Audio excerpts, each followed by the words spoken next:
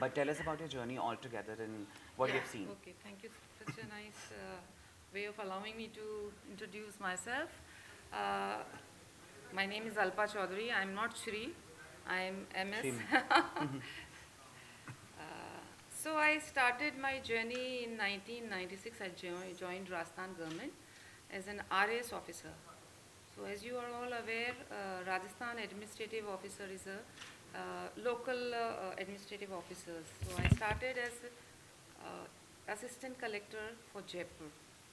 And from 1996, this is 2026. So I have seen 30 years of government functioning, and I have worked for 30 years.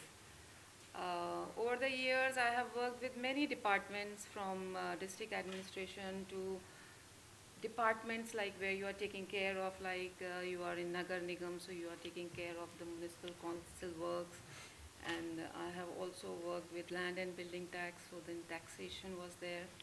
And in between, I was lucky enough to get an opportunity to work abroad also. There was a kind of an opportunity for me which allowed me to work outside the government. So I took it as a challenge, and I went to Mauritius, and I worked with the Mauritian government. In Mauritius, fortunately, it was not like a deputation. I had taken a sabbatical from state government, Rajasthan government, and I appeared for exam and I qualified it there. The government here allowed me to take alternative employment, and I worked for the Mauritius Revenue Authority, and I worked in their administration and finance department, and I was looking after the customs. So I learned a lot there, because at that time, back in India in 2005, we didn't even have computers. And I went there and I saw that everybody is using computers. And I don't know what is MS Word, because 96 I joined. So in early 90s I finished my studies.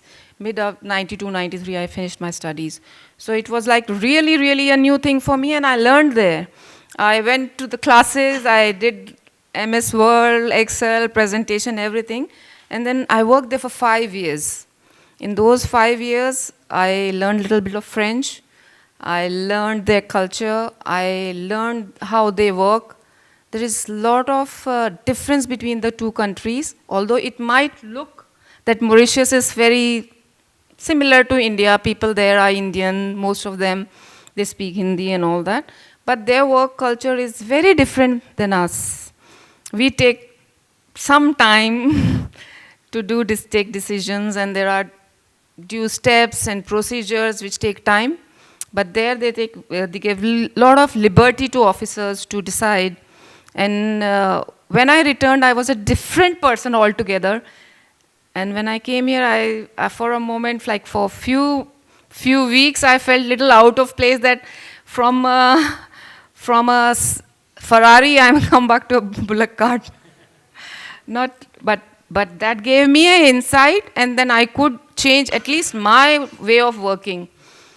And I got posting in JDA immediately after that when I came, and I saw that things are different in ground, because of, so we were still like developing country, and there are problems that we were facing, which Mauritius didn't face. So we actually can't deliver in their speed, but which is okay.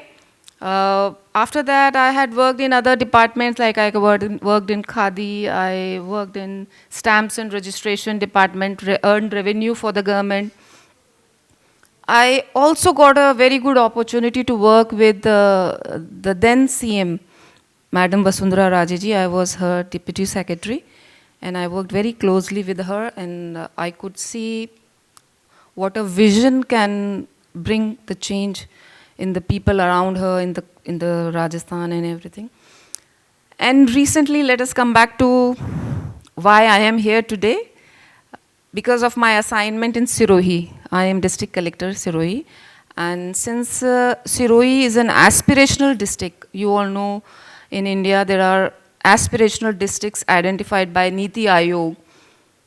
Special efforts are done to uplift these districts, because they are otherwise the little backward because of the resources, because of their location, because of literacy and all those things, because of tribal, this is a tribal area. So unequal districts you can call.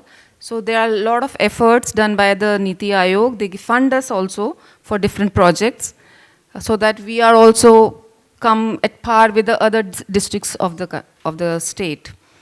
So in my last 1.5 year, I have worked as district collector in Sirohi, and I have seen how the rural youth or the disadvantages people have there, and I am still figuring out how to help them. So as you can see, our topic is rural roots to innovation. Transforming aspirations at the grassroots. Yeah, at the grassroots. In a way, it says that how do we use innovation at the rural roots to uplift them, to give them a bounce. So I think before we move on to that, I want to know that since in these years, from that Ferrari to bullock cart, now what do you think? Where are we? no, we are really far ahead. We are going to catch very soon. We are almost there. I think we are Almost there. a big nation, and we are on a supersonic speed. So there's True. that's a past now. That This was is a- present is very, very promising. Lovely, lovely. So when it comes to that aspiration thing, I want to know first, before we particularly move on to the Sirohi thing, what is actually aspiration at the grassroots level? Is it jobs, entrepreneurship, education, digital access? What? What needs to be done basically? When we talk about helping people who are there in the rural area, I may be offending few people by my statement that you do want to help them, but for helping them, you will have to analyze what are their challenges, what are their problems, what do they need. Not that we sit here in Jaipur or in some hotel in these conferences, we decide they might need this, they will need this app to, log in there and see where they can find job, and then, the supply and demand match will happen. No, you have to go there. You have to see what is their status, what is their immediate need to come out of the position, the situation they are in. So I think when somebody wants to help them, their 50 to 60% of their time, effort, research, survey should be on the ground with the people, what they need, what is their immediate need. Like I know you want to ask me something, but let me. So if your 50 to 60% effort is in identifying their problems and their needs, then probably I think what effort you will put after that will be more meaningful, more useful, more helpful. And then after assessing their needs, then you should design to fulfill those needs. They could be in form of all those things that you just said. And my question, you just add on to that, to your answer, that when you talk about this aspirational district, I don't think so many of us knows this kind of a thing. Like, how does it work? How many districts are there in any state which have been identified? So in Rajasthan, we have 5 districts, Bara. And every district might have their own challenges, which you're saying that. Yeah, if you're yes, physically definitely, present- definitely. Mostly it is because of tribal and backward areas. That is the baseline. And it is in all states, and Niti Aayog in Delhi, they have assigned parameters, and on those parameters, it is pinpointedly worked, like 4 or 5 departments, like medical and health, education, and agriculture, because agriculture based. So those parameters are defined in every district. On those parameters, they have to improve, like mortality at birth. Okay. more child deeper mortality issues. at birth. So I think the options which I've given you are more like the fancier things, the jobs and education. They're still struggling at the major big Yes, yes. problems. So also I want to expose everybody to this idea that when we talk about some development of an area, there are two ways of doing it. One which our government is doing it and we're doing it very efficiently. Like you have national food safety security. So you are providing grains and food through your PDS system to them. So you are taking care of their food needs. So this is one way of securing one basic need. And then in education, you have free education. So you are giving them opportunity to get educated also. So this is a collective and slow way of developing that thing, and over a period of time, people will change, children will become educated, they will get more job opportunities. And then there is another way where the innovation comes in, that you jumpstart, you catalyze that moment, and some people out of the 100, 20, 30 people just come out of that cycle of poverty, and they are, so both the things are required. In that process, I know there's some set rules, but has this happened that is there any innovation-led model being applied wherein, because of which some long-lasting problem has been solved? So I can't answer the exact thing, it might come to me while I'm talking, but in Rajasthan government has one department, RSCT, so they do training in employment. So in Sirohi, I have met few people who took training from these institutes and literally applied those training skills and took a loan from the government agencies like PMEGP, Pradhan Mantri Employment Generation Program.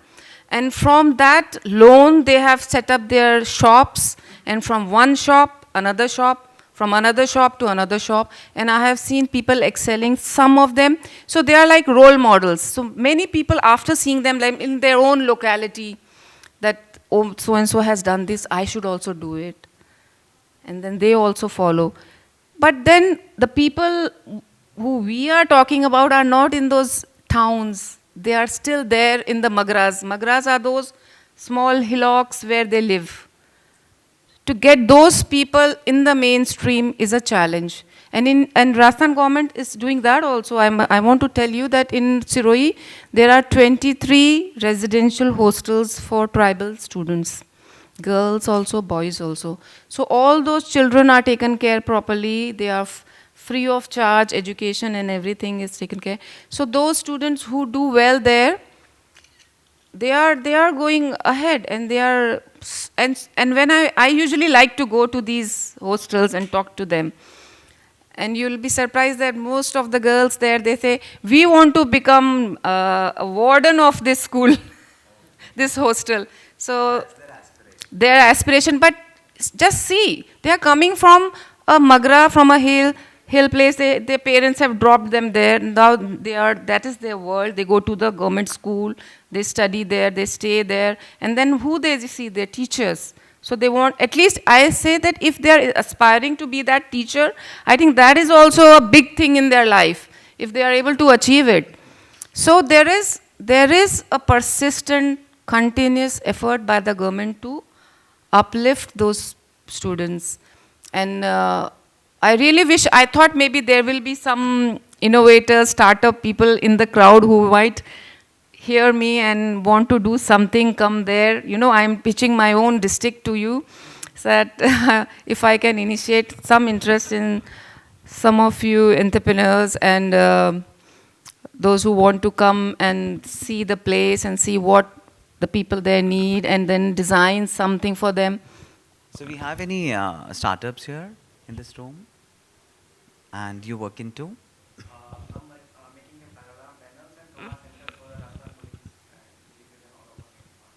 Okay. Abhay Command Centers.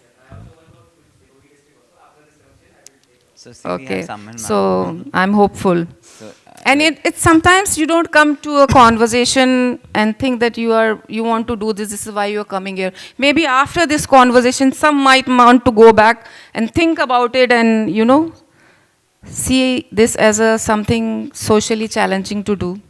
Yeah. And also, like, as you must be aware that as part of Department of IT, that iStart Rajasthan project, so under that also we have, nurtured a lot of students. So there's a iStart school program wherein we, we have the launch pads Yeah. in 63 districts. You should Of send some of those interns to me. So we'll be, and we are also coming up with a new this tribal incubator. Where is that? Any Baswara. So see, Okay. that's a So we. Banswara is very much like Sirohi only, if Huh. you see. So that's the, I think, in a gentle level, as we will be talking from that Mauritius time to the what's happening in India and to now in Rajasthan and to this grassroots level, I think things have changed a lot. So again, Definitely. all the time we talk about digitization. So I'll again ask that question to you. Irrespective of all the current problems you talked about and needs to be taken care of first, still, what do you think Sirohi particularly is at as at the digitization level? Because I'm sure people know about all these things, but they can't have the access. So that is still a need, whether they understand or not. I mean, they don't have to be educated to see a YouTube video, let's say. So even if you meet a student, not even a student, just a tribal from the Magras, they still have a phone. And they still have a smartphone, and they still watch all the YouTubes and all those things. So this is the trend which we see it's in cities, it is there also. But the thing that lacking is maybe somebody needs to give them direction to use it for their own development. So when you say digitization, uh, can you little tell me more about it exactly? Like everybody has Aadhaar, everybody has, and they all are. I meant particularly the smartphone thing. So, everyone want to see things, do things. So, what happens is because the Yeah, medium I is will tell you one interesting story. I went to a Narega site one day, and there this old lady. I still have her phone, and she has hidden it in her blouse. And I saw that. I said, "What do you do with this?" She took it out and said, "I don't know how to type, but I know that button where I can say and it will tell me." And she, yes, and she said, "Bhajan sunao." And we were listening to the bhajan, and I asked her कि और कुछ पूछो. हाँ, हम पूछते रहते हैं ऐसे ही मन की बातें ये बताते रहते. So Narega worker, and she was I think 65 years old. So I am really glad from that point of view that internet is there, people have smartphones, and they are forward looking and they are curious. At that age, to be curious, to be using it. And then when I said you use it every day, but that phone belonged to her son actually. But she, when he goes to school, she gets it. So But then, this. what about 5 years from now? You're working already onto this as a project on Sirohi. What do you think 5 years from now? How would it look like? So I think if more effort is put on skill development, the government is doing, but I think more agencies should come, like private people who wants to hire certain kind of people should come there, or maybe some other training institutes should come there and train them, because training is one thing, skill development is one thing that really changes life. And if I tell you something about Sirohi, in Sirohi there are long back people have been very travel friendly in the sense that they have moved out of Sirohi for work. So these are not the people who would want to stay in their village always. They are that way quite forward that you see many people from Sirohi in Bombay, in Surat, Ahmedabad, in South also. And they are not doing major thing there. They are having a stall there. But they see there are more people, they can sell more. The same stall in Sirohi will not fetch them that kind of money. So they are moving, doing the same things, but earning more. So I think if they are given that opportunity, they will move ahead in life very quickly. So from 5 years from now, I see that Sirohi will come out of that aspirational district status to a forward district. So, I think a lot of information which all of us didn't know much about this district.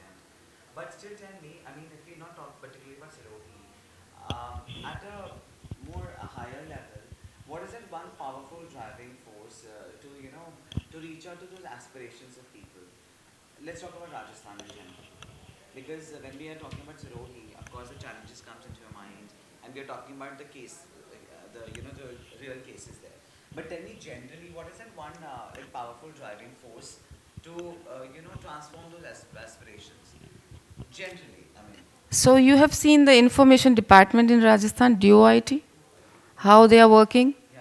and this event, and how many people. Somebody told me today. I have not been to Comic Con, but I am told that it was very good. So these things, like something that otherwise people will not come and see, children will not come and see, but they could come and see and visualize and experience.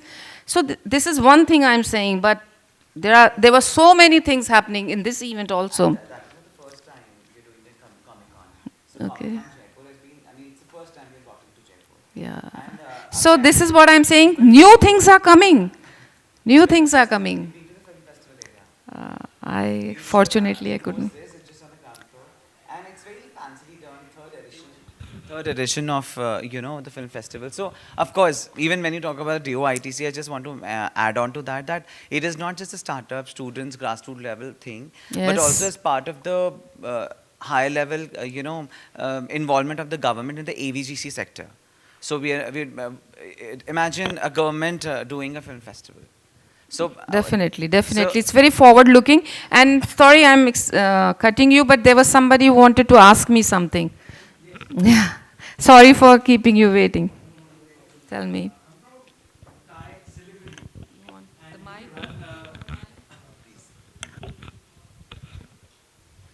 Yes, please. Thank you. I'm from Thai Siliguri, and we run a residential school there.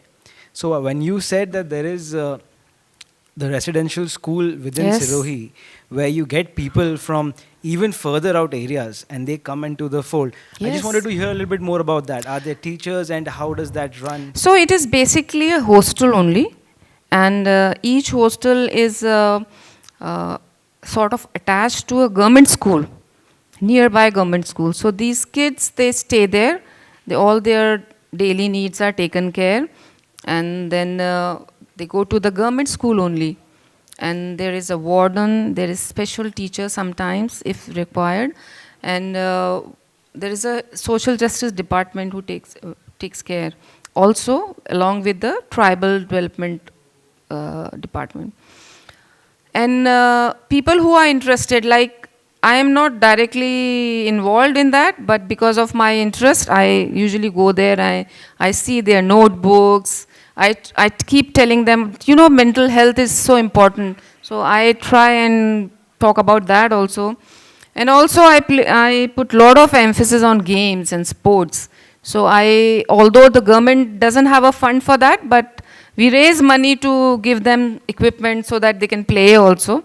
So that is my passion. So I go and every Saturday or something and tell me. Can I ask a question? Ma'am, first and foremost, it was a very erudite talk. I'm sure all of us have been enriched. One quick observation and then a precise question for you. The quick observation being, I'm glad you brought up the name of Vasundharaji Raje.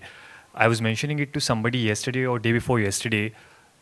Of late, Rajasthan has started having these events, but very few people remember that around 2015, if I'm not mistaken, Rajasthan was perhaps the first state in the country which pioneered labor law reforms and amendments in the Factories Act. So I used to call Vasundhara perhaps the most capitalist chief minister in the country, and perhaps capitalism is required for a state like Rajasthan to undertake that journey from aspirational to developed. Now the precise question, ma'am.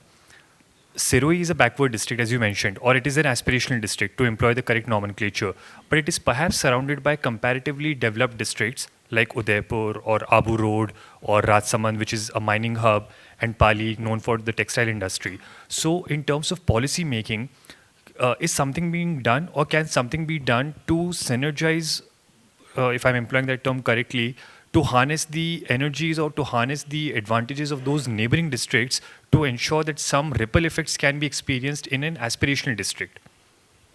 Definitely. If you see, Sirohi is also borders with Gujarat.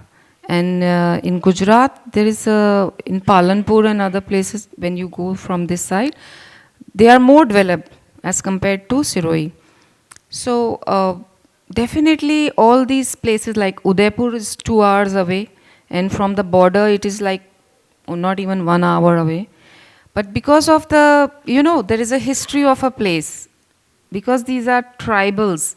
So there is that internal cultural hindrance, because they have their own way of living.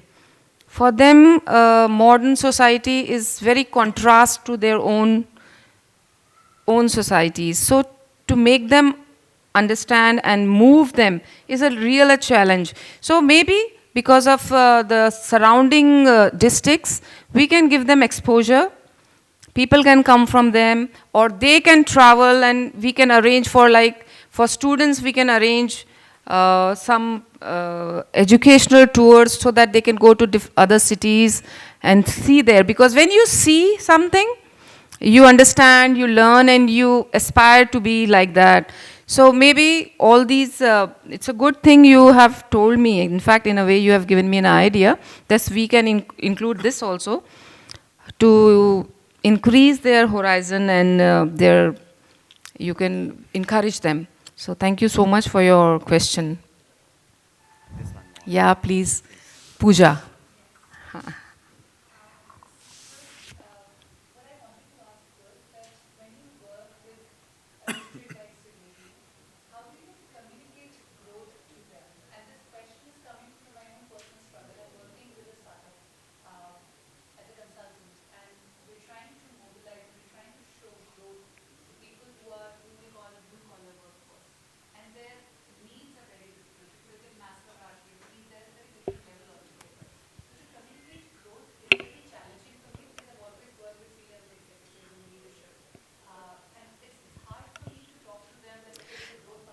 So I go back to what I said in the beginning, that to help someone, you need to know what they need.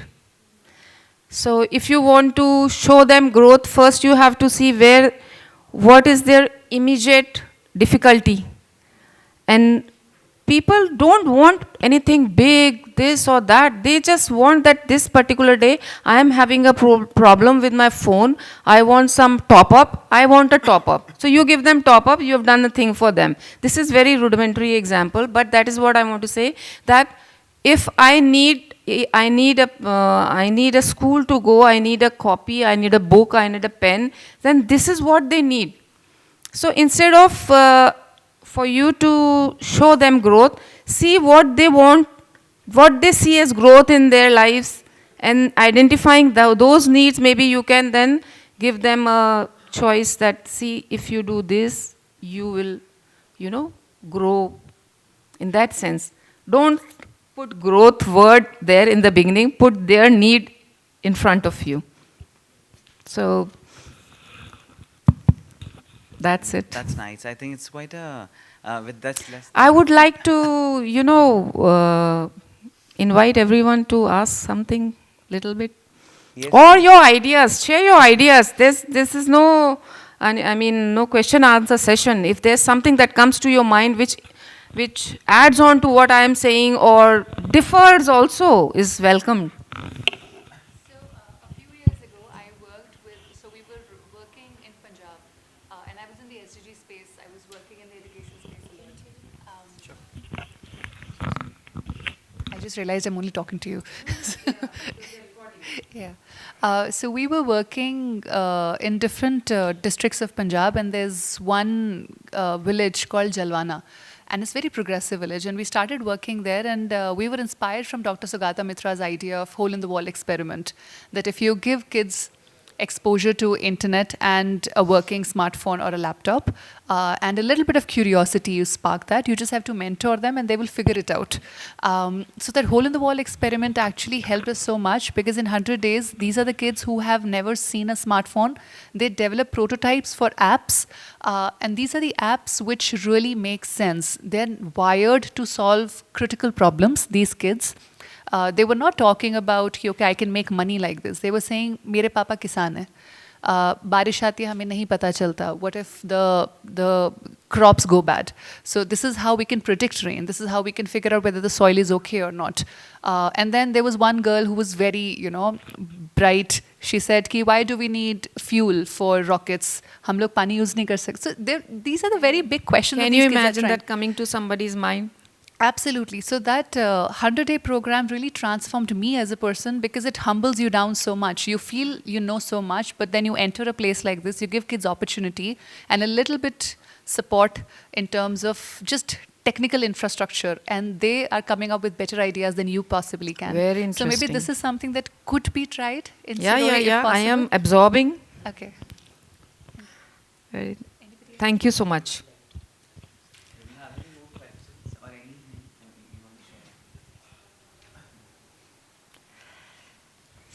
I'm glad I could initiate that, something, so that people are at least talking and sharing their ideas. Yes, please. Hello, my name is Ashna, and thank you for this insightful session. I work at the SM Sehgal Foundation, and we are also a grassroots foundation where we undertake large-scale rural development projects in the areas of agriculture development, water management, and transforming government schools.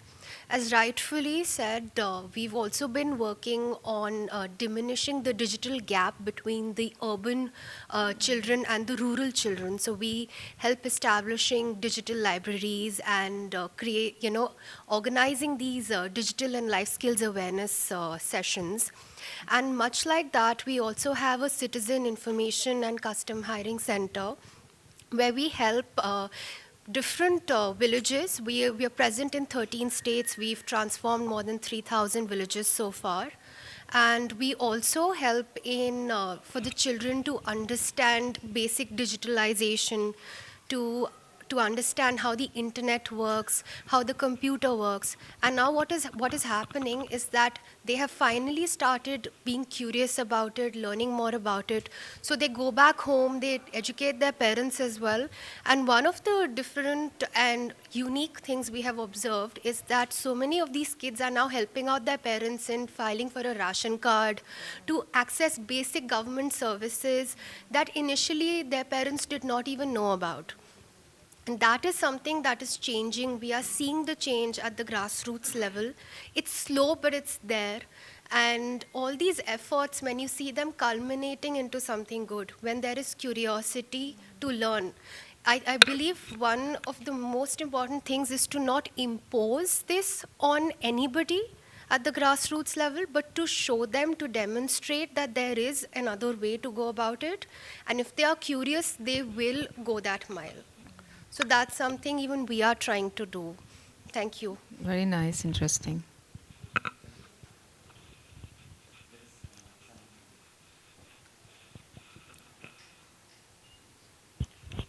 Ravi Agrawal, this side from Macromancy.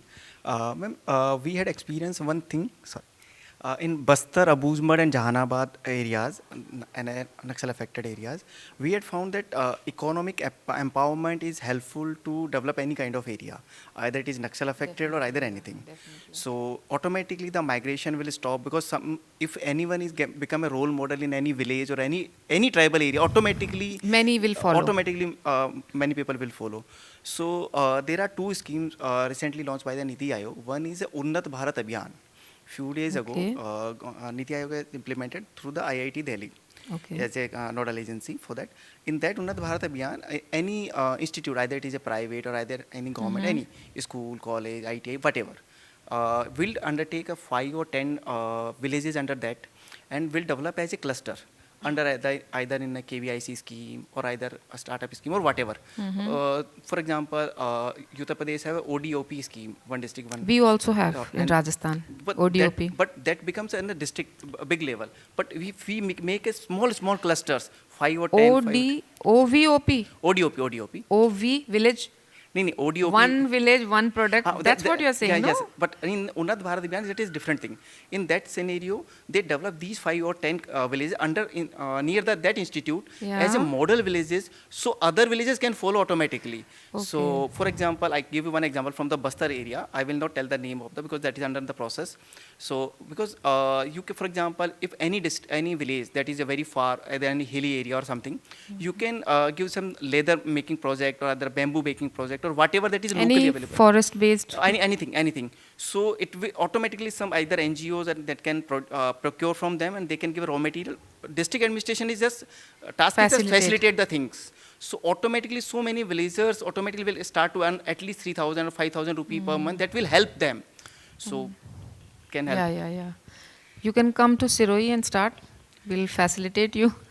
Will definitely. But for that you have to find out the perfect institutes that can be aligned with the Unnat Bharat Abhiyan because that have some kind of criteria for that institute also. So you just said that it's recently introduced. Yes. Few days ago. Because Few days I ago. Few days also ago. don't know. Only just few days ago. I will Okay, share the yeah. details to you after that. Also. Okay. Ma'am, one more question. Do you believe it is possible for any aspirational district to undertake the journey from becoming an aspirational to a developed or a comparatively more developed district without the manufacturing sector being robust? Because the primary sector in agriculture, the payoffs are quite limited, and the services sector, because of lack of education, it's perhaps not possible for the population of these aspirational districts to transform or to get switched to the services sector. So what is the importance of the manufacturing sector? What I understand is, what I believe is that if somebody is in agriculture sector, somebody has a farm, instead of telling him to leave the farm and go to manufacturing, I will look at it as enhancing his profits through, let's say he's doing farming, we will introduce fisheries also. We will ask him or help him get a subsidy and do a farm pond and enhance his earnings. If somebody is already into a small shop thing, we can upgrade his so that he can provide more value, so that his earning. So manufacturing is important. Industries are always welcome in our district also. Recently we had these MOUs with the government, so many people are coming to Sirohi also for education, for training, and for many other industries also coming. So this is good, manufacturing is required, but I don't think that people who are already into some kind of employment, their employment opportunities should be maximized. They should get more. They are empowered to give more value to their work, so their earnings are, I think, instead of changing them, but for new people coming to the workforce, they can go to manufacturing. So enhancing and introducing and having new industries, all these things have their own importance, and all of them are important for development of for a district from aspirational to a developed one. Thank you. So that was like quite a good conversation we had. But before we end up, a last question from my side. So what is that specific support you think can state or the ecosystem enablers or the general, the communities can provide to Sirohi or districts like this? So I can give you one scenario. Like, if I would have been very glad, and I don't know, in days to come I will know that someone from this audience can tell me or come up to me and tell me, see, we are doing this app for you, we can do it for you, where college graduates or people who are already in industry, who are laborers, or they are mason, or they are carpenters, or they are plumbers, We are doing a app for them where they can enroll and they will know, so today there is this work situated here, you can go and get this work for a month or a day. You know, demand and supply of workforce, such kind of a thing can be done. So So someone this is comes like up an and innovation. creates an app or something. Some startup can tell me that So they that can too do I me. can- So these things, you I know. can help you pretty much in that. How? This is one thing, but there could be so many things that could be done. No, so I'll tell you a bigger picture, not just for your one problem, but when we work with this iStart Rajasthan, so there are a lot of these startups working in the rural sector as well, or irrespective, it could be an app maker or website maker. So maybe some set of challenges, like we do a lot of hackathon even as part of this event. So there were these Yes. state specific problems which we asked from 5, 6 departments, and there have been a hackathon going on. They will be awarded today. So as part of that, your requirement, maybe post this I'll speak to you. Tell me those specific challenges you're looking forward to having a solution from these startups, nurtured by the government only, and they're doing pretty good. So I think they need a work order, and you're there to give them. definitely, So why not? definitely. So some pitches can come to me and Of course, and that's why not. We have like around 7,300 startups registered in Rajasthan today, and I've been part of that program since last 7 years. Nurtured, mentored, got invested, helped them raise funds, and now of course the partnerships, participating in major big events of the country. So a lot of things. So why not help our own specific district of Rajasthan, and that for that matter. Thank you. Thank you. I'm very glad I came here and I did this session. And I want to thank all the audience because you've been really, really nice. You've been hearing me properly, and in the sense that maybe I'm interesting also. And there's so much information that Pooja and you have shared it with me, and you have also shared about the hostels. So I take it as a